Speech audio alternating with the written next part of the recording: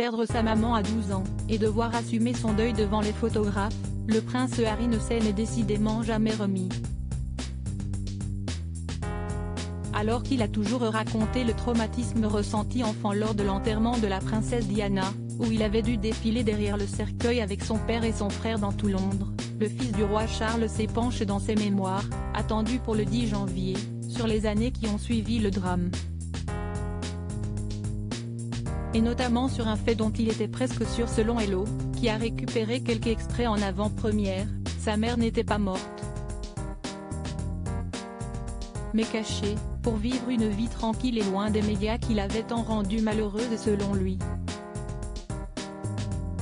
Une croyance très touchante pour le jeune garçon qu'il était alors et qu'il avait fini par confier, quelques années plus tard, à la seule personne qui pouvait le comprendre, son grand frère, William, qui n'avait que 15 ans.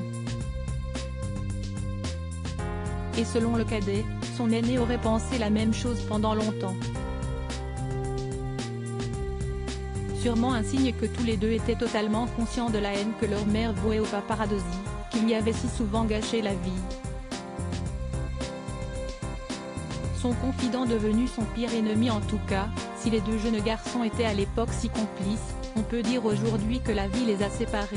L'aîné est resté en Grande-Bretagne où il assume plus que jamais son rôle d'héritier du trône aux côtés de leur père, le roi Charles, de sa femme Kate Middleton et de leurs 3 enfants, George, 9 ans, Charlotte, 7 ans et Louis, 4 ans. Le cadet, quant à lui, vit désormais en Californie avec sa femme Meghan Markle et ses 2 bambins, Archie, 3 ans et Lilibet, 1 an. Et son livre, attendu pour le 31 décembre, semble plein de ressentiment envers sa famille. Qualifiant son frère de pire ennemi et de son total opposé, il décrit également Camilla Parker Bowles comme la méchante belle-mère.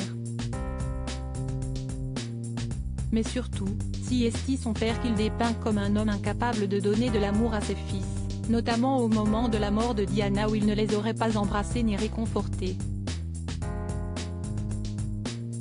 Ambiance.